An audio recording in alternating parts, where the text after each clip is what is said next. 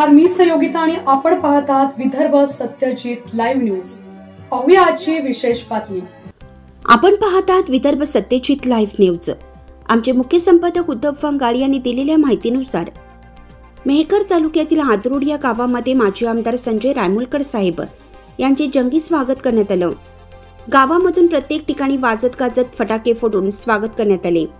निवडणुकीत पराभव होऊन सुद्धा गावकऱ्यांमध्ये अजूनही संजय रायमुलकर साहेब यांच्या संदर्भात सहानुभूती कायमच आहे।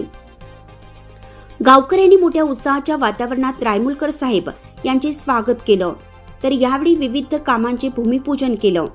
यावेळी रायमुलकर साहेब म्हणाले की आपण कोट्यावधीची कामे मेहकर मतदारसंघात केली आहेत। मेहकर शहरामध्ये शेतकरी मंगल कार्यालय, नगरपालिकेची इमारत, पंचायत समितीची 15 कोटी रुपये खर्चांची इमारत, कोट्यावधी रुपयांची अभ्यासिका, नवीन वस्तीमध्ये प्रत्येक ठिकाणी रस्ता, ओपन फेस याचं सौंदर्यीकरण व कंपाऊंड वॉल अशी सर्वच कामे शहरामध्ये होत आहेत। मात्र काही लोक विजयी झाल्यावर विधानसभेमध्ये शपथ घेतल्यानंतरच अधिकृत आमदार समजले जाते। मात्र काही लोकांनी विधानसभेची शपथ न घेता व आम्ही जी कामे निवडणुकीच्या अगोदर मंजूर करून आणली आहेत त्याच कामाचे भूमिपूजन करत आहेत। तुम्ही तुमच्या हिमतीवर विधानसभेतून नवीन कामे मंजूर करून आणा व त्याचं भूमिपूजन करा। आम्ही त्याबद्दल बिलकुलही काही म्हणणार नाही। मात्र आम्ही आणलेल्या कामाचे भूमिपूजन करून स्वतः विनाकारण श्रेय लाटण्याचं काम कोणी करू नये, असंही यावेळी रायमुलकर साहेब म्हणाले।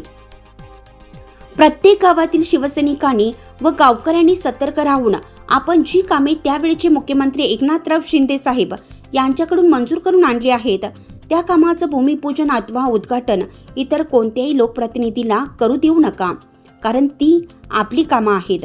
आपणच त्याचं भूमिपूजन करून ती कामे पूर्णत्वास नेणार आहोत, असंही रायमुलकर साहेब म्हणाले।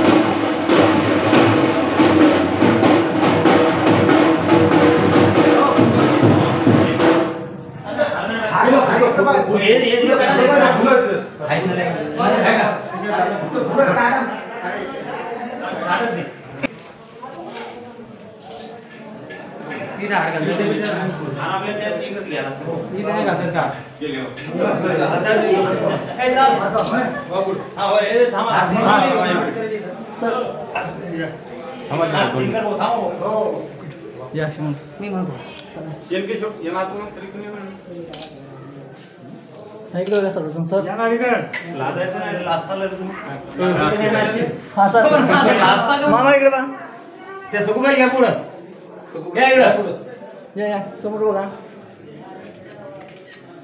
ओके सरपंच लागल्या कसं भाऊ हे ते आनंद त्याच्यावर हो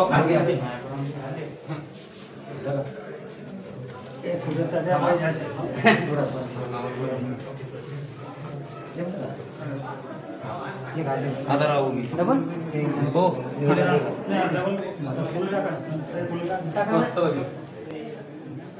थोडं सगळेच मंडळी आहे ना, थोडं मागे संतोषा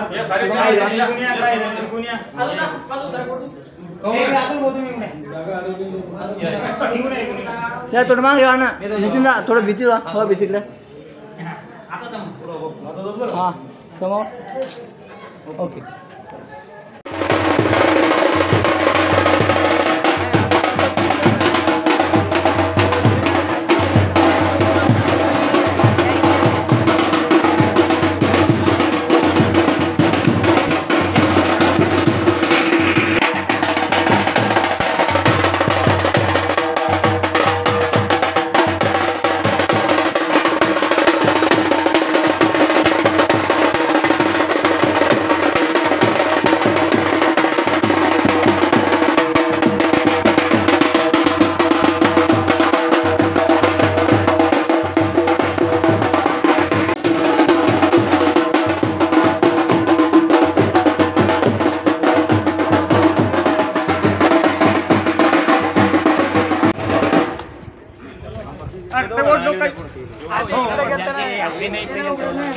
बंद केलं का सरपंच मामा सर आमदार साहेब दिसत नाहीत ना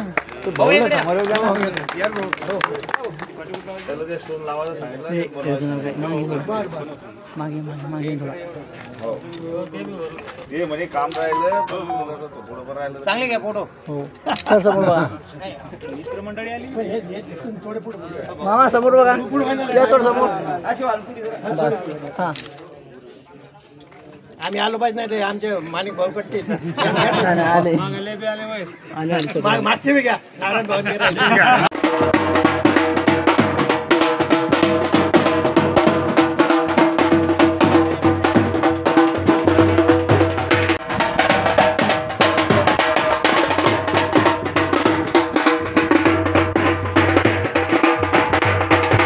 आपण त्या ठिकाणी सर्व ऑफिस त्या ठिकाणी जिल्हा परिषदेच्या संदर्भातील जे काही ऑफिस असतील त्या ठिकाणी एकत्र कुठलाही कार्यक्रम आपला कामासाठी कुठला ग्रामीण भागातील माणूस गेला तर त्याला कुठल्या एकाच ठिकाणी सर्व ऑफिस असल्यामुळं ज्या ज्या ऑफिसमध्ये काम असेल त्या ठिकाणी जाऊ शकतो, त्याचा टाईम वाचू शकतो. अशा प्रकारचे नियोजन आपण त्याच्यामध्ये केले. मेहकरमध्ये आपण शेतकरी भवन 6 कोटीचं आपण त्या ठिकाणी मंजूर करून घेतले. त्याचंही काम आज या ठिकाणी पूर्णत्वास जात आहे. त्याचसोबत पंचायत नगरपालिकेची बिल्डिंग असेल, नवीन वार्ड जे आद्यवाडीतल्या याच्यामध्ये जर तुम्ही आता फिरले, आता जर तुम्ही फेरफटका मारला तर तुम्हाला कळेल की आपण मेहकरमध्ये आहोत की मोठ्या सिटीमध्ये. अशा प्रकारचं म्हणजे नाही म्हटलं तरी 500-550 कोटी रुपयाचा निधी आपण मेहकर नगरपालिकेमध्ये विकास कामासाठी, आद्यवाडीच्या कामासाठी त्या ठिकाणी मंजूर करून घेतलं. नदीघाट सौंदर्यीकरण 15 कोटी, बालाजी मंदिराच्या विकासासाठी 15 कोटी रुपये, स्मशानभूमीच्या सौंदर्यीकरणासाठी मेहकरची आणि लोणारची आपल्याची 2 ज्या स्मशानभूमी आहेत त्याच्यासाठी अजून पहिले आपण 1-1 कोटी दिलं, अजून 4 कोटी रुपये त्याच्यावरती मंजूर केलेत. तिथं आपण पैनगंगा नदीवरती घाट बनवतोय म्हणजे अंत्यविधीच्या कार्यक्रमासाठी. तिथं पूजेसाठीचा एक हॉल म्हणता येणार नाही, आपल्या पूजेसाठीचं जे काही खोपडी लागते किंवा काय म्हणतात ते चबुतरा, त्याच्यानंतर नाशिकला जशा पद्धतीने कॉन्क्रीटचे चबुतरे आहेत त्या पद्धतीने आपण नदी घाटावरती त्या ठिकाणी घेतोय. त्यासोबत आपल्या मतदार आपण तुम्ही पाहिला असेल शहरातले टोटल ओपन ग्राउंड जे होते त्याचे सौंदर्यीकरण आणि वॉल कंपाऊंडचं काम आपण आपल्या शहरातील या ठिकाणी घेतलेलं. अल्पसंख्याक असतील, दलित बांधव असतील, ज्या ज्या समाजाने मागितलं त्या समाजाला आपण देण्याचं काम या ठिकाणी केलंय. अशा अनेक कामं भविष्यामध्ये आपण या ठिकाणी हाती घेतले. आता ते म्हणतात, आता कुठेतरी तुम्ही पाहिला असेल की आपल्या लोणार आणि मेहकर MIDCचा जो विषय होता, काँग्रेसचेच लोक कोर्टात गेले होते. अरुण भाऊ माहित असेल की एका व्यक्तीनं 18 एकर त्याच्यामध्ये प्लॉट घेतलाय. 18 एकराचा पर्यायाने त्यांनी त्यांचा व्यवसाय सुरू केला नाही म्हणून त्यांना नोटीस दिल्या गेल्या आणि त्या नोटीसच्या आधारे ते कोर्टात गेले आणि कुठल्याच सुविधा नसल्यामुळं आम्ही ते काम करू शकलो नाही म्हणून 8-10 वर्ष ते कोर्टाच्या ह्याच्यामध्ये ते प्रकरण पेंडिंग होतं. परंतु आता कोर्टाने सुद्धा आपली शासनाची बाजू मांडून उदय सामंत यांच्याकडे वेळोवेळी पाठपुरावा करून आपण लोणार आणि मेहकर MIDC मध्ये आता कुठेतरी भविष्यामध्ये त्याचं अतिक्रमण काढून ती MIDCच्या माध्यमातून तिथं जर उद्योग उभे राहिले तर आपल्या भागातील लोकांना चांगल्या पद्धतीनं युवकांना रोजगार, छोट्या मोठ्या तिथं उद्योग जर उभे राहिले तर आपल्या लोकांना त्याचा फायदा या ठिकाणी होऊ शकतो. एकीकडे त्याचसोबत आपण नवनगर समृद्धीवरचं नवनगर, एकीकडे आपल्या भागातील विकास कामाला गती कशामुळे मिळाली नाही तर दळणवळणाच्या ज्या काही सुविधा होत्या, आपल्या रस्त्याच्या अडचणी होत्या. आपल्याला इथून जर आपल्याला मुंबईला जायचं असलं तर 12-12 तास मुंबईला जायला लागायचं. मेहकरून नागपूरला जायचं म्हटलं तरी आपण संध्याकाळी निघालो, सकाळी नागपूरला पोहोचायचो. परंतु आता हे अंतर या समृद्धी महामार्गाच्या माध्यमातून आता सकाळी जर आपण मुंबईला निघालो तर आपण 3-4 वाजेपर्यंत पूर्ण समृद्धी झालं तर आपण त्या ठिकाणी पोहोचणार आहोत. पण कुठेतरी बाहेरचे उद्योजक आपल्या परिसरामध्ये यावेत, या ठिकाणी नवनगरमध्ये त्यांचे उद्योग उभे राहावे. आपल्या शेतीवरती प्रक्रिया करणारे उद्योग त्या ठिकाणी उभे राहिले तर आपल्या भागातील शेतकऱ्याला जे काही माल उत्पादित करते त्या मालालाही चांगला भाव त्या ठिकाणी मिळू शकतो. त्या ठिकाणी जे स्किल प्रमाणे जे काही आपले सुशिक्षित बेकार तरुण आहेत त्यांनाही त्याच्यामध्ये जॉब आपल्या लोकांना त्या ठिकाणी मिळू शकतो. आणि त्याच्यामध्ये आम्ही कंडिशन ठेवली, कुठेतरी या ठिकाणी उद्योग उभे राहत असताना 70 ते 80% स्किल प्रमाणे आमच्या भागातील रोजगार युवकांना रोजगार आपण त्या ठिकाणी दिला पाहिजे अशा कंडिशन घालून भविष्यामध्ये त्या कामालाही आपण सुरू करतो. त्याच्यामध्ये अडचणी आल्यात, त्याच्यामुळे ते काम करण्यामध्ये आता कुठेतरी आपल्या शेतकऱ्याच्या दोन प्रवाह आहेत. काही शेतकरी म्हणतात आम्ही भागीदारी द्यायला तयार आहोत, काही शेतकरी म्हणतात आम्ही शासनाच्या डेली रेट प्रमाणे जे काही प्रमुतीमध्ये पैसे दिले तशा पद्धतीने आपल्याला जमीन पाहिजे. त्याच्यामुळे तो आपलं नवनगर विकसित होण्याला थोडा उशीर त्या ठिकाणी लागला. मग आता त्याच्यामध्ये आपण एक पर्याय काढला. बाहेरचे लोक म्हणतात आम्ही तिथली जमीन रेडी रेटनरच्या 5 पटीने घ्यायला तयार आहोत, आम्हाला तशा पद्धतीने तुम्ही समन्वय घडून आणा, आम्ही ती जमीन घेतो, आम्ही समृद्धीला भागीदारीमध्ये देतो. म्हणून असं करून आता एक त्याच्यामध्ये एक एजन्सी आपण नियुक्त केली आणि त्या एजन्सीचं काम या ठिकाणी सुरू झालंय. मग शेतकऱ्यांचा कुठे नुकसान होईल, शेतकऱ्यावर कुठे अन्याय होईल या बाबतीमध्ये कटाक्षानं लक्ष देऊन आपलं पहिलं प्राधान्य शेतकरी, त्याचा कुठेही त्याच्यावरती अन्याय होणार नाही, त्याचं नुकसान होणार नाही हे पाहून तशा पद्धतीने येणाऱ्या काळामध्ये आपण नवनगर विकसित करण्याच्या दृष्टीनं त्याही कामाला या ठिकाणी सुरुवात करतोय. ते खातच आपल्याकडे शिंदे साहेब त्यांच्याकडे ते खातं असल्यामुळे आता भविष्यामध्ये ते काम करण्यामध्ये काही अडचण जाणार नाही. तसं विकास कामाला आपल्या मतदारसंघामध्ये कुठल्याच प्रकारची अडचण या ठिकाणी येणार नाही. जे काही आपली कामं आहेत तुमच्या ग्रामपंचायत स्तरावरचे असतील, आपल्या पंचायत समिती स्तरावरचे असतील, जिल्हा परिषद स्तरावरचे असतील, या कामामध्ये आपल्याला काम करण्यामध्ये कुठलीच अडचण या ठिकाणी जाणार नाही. परंतु मी एकच त्यांना माझा एक मैत्रीचा सल्ला पुढच्या लोकांना या ठिकाणी राहील की जी कामं तुम्ही मंजूर करा, त्याची तारीख दाखवा. तुम्ही आमदार झाले, शपथविधी घेतल्यानंतरचे तुम्ही आमदाराचे कामं मंजूर करून आणा. बिनधास्तपणे आमचं कुठलीही अडचण नाही, त्या कामाचं तुम्ही लोकार्पण भूमिपूजन करा, काम सुरू करा, चांगल्या क्वालिटीचे काम करा. परंतु मी आमदार म्हणजे हे निवडणुका होण्या अगोदर जे काही काम आपण केले ते कामाचं तर क्रेडिट आपण घेणार आहोत. जिथं आम्हाला 100-200 कोटी भेटायचे तिथं 4,500 कोटीची कामं आपण आपल्या मतदारसंघामध्ये आणली. आणि म्हणजे अपेक्षित कामं म्हणजे आता जनतेला वाटत नव्हतं हे कामं होणे शक्य नाही, असेही कामं नियमाच्या बाहेर जाऊन आपण मंजूर करून घेतलेत. त्या तुम्ही पाहिलं असेल पेंटाकेचा बापू तर त्यांनी शपथ घ्यायच्या अगोदरच भूमिपूजन करू, कारण तो आमदारच नाही. आमदाराची शपथ विधानसभेच्या अध्यक्षांनी जोपर्यंत आम्हाला शपथ देत नाही तोपर्यंत अथॉरिटी आमदार आम्ही होत नाही. म्हणून त्यांनी शक्तीच्या अगोदरच गेला आणि त्याचं आम्ही केलेल्या कामाचं भूमिपूजन केलं. काम कधी मंजूर झालं, कामाचं टेंडर कधी झालं, वर्क ऑर्डर कधी दिली, काम सुरू कधी झालं हे न पाहता कुठेतरी 2-4 लोकांना सांगायचं आणि तुम्ही पाहिला असेल ठराविक काहीतरी चुकीचं त्यांना सांगतात आणि आपल्या लोकांना संभ्रम अवस्थेमध्ये टाकण्याचाही प्रयत्न काही लोकांकडून या ठिकाणी होणार आहे. कृपा करून कुठल्याही गावामध्ये काम होत असताना आम्ही एकच त्या ठिकाणी सांगणार की आपल्या सरपंचाने एकच बोर्ड लावून द्यायचं. मग तलाठी भवन कधी झालं, मंजूर कधी झालं, टेंडर कधी झालं, त्याच्या तारखी बी टाकल्या तर त्यांच्या थोबाडात मारल्यासारखं या ठिकाणी होणार आहे. म्हणून आपण प्रत्येक गावात जिथं आपण कामं मंजूर केले ते कामाचं भूमिपूजन आपण करणार आहोत. ज्यावेळेस जाहीर करायला येतील ते येतील त्यावेळेस आपण त्यांच्यासमोर बोर्ड लावून द्यायचा, काही होणार आहे. म्हणून आपण प्रत्येक गावात जिथं आपण कामं मंजूर केले ते कामाचं भूमिपूजन आपण करणार आहोत. ज्यावेळेस जाहीर करायला येतील ते येतील त्यावेळेस आपण त्यांच्यासमोर बोर्ड लावून द्यायचा, काही बोलायचं नाही. हे असे कामं आम्ही माननीय केंद्रीय मंत्री प्रतापरावजी जाधव साहेब, संजय रायमुलकर आणि आम्ही हे कामं मंजूर करून घेऊ. त्याची तारीख, त्याची वर्क ऑर्डरची तारीख, त्याची मंजुरातीची काम सुरू करण्याची तारीख आपण टाकून द्यायची, लोकांना कळतंय.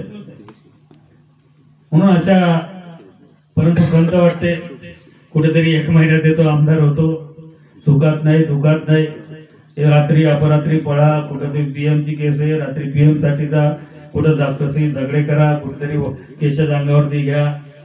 हे तुम्हाला सर्वांना माहित आहे. कुठल्याही तुम्हाला कधी त्रास या 30 वर्षामध्ये आमदार म्हणून आमदार काय असतो, आमदारामुळे कसे त्रास होऊ शकतो हे तुम्हाला आतापर्यंत कुठल्याच कार्यकर्त्याला आमदाराचा त्रास त्या ठिकाणी झाला नाही.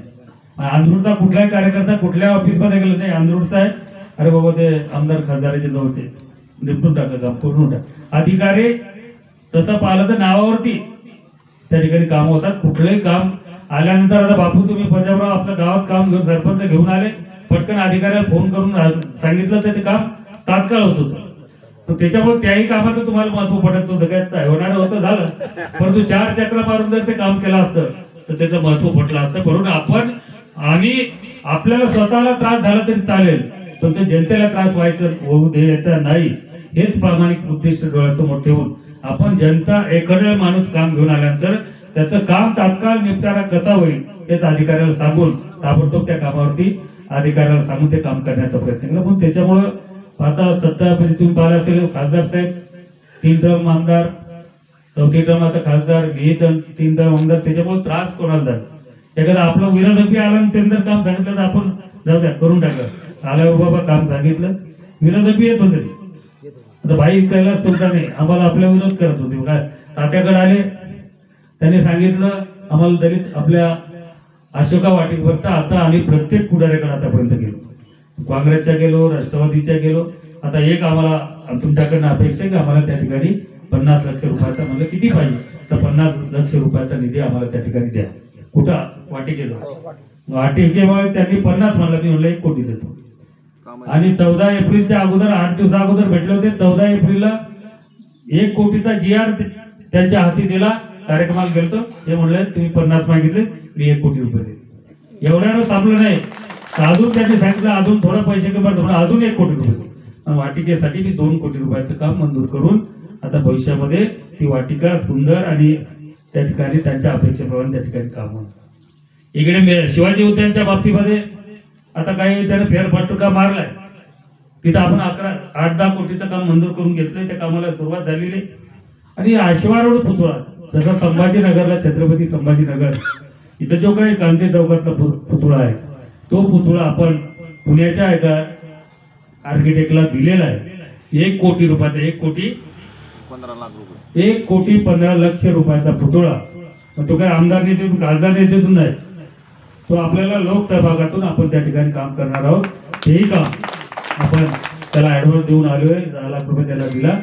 आणि भविष्यामध्ये आपण आपल्या शिवाजी उद्यानमध्ये आशिवा रोड छत्रपती शिवाजी महाराजांचा पुतळा त्या ठिकाणी बसवत आहे. लोणारमध्ये तशाच पद्धतीचा पुतळा आपण लोणारच्या रस्त्यावरती असलेल्या तलावाच्या. बातमी आवडल्यास लाईक करा, शेअर करा आणि सबस्क्राईब मात्र नक्की करा.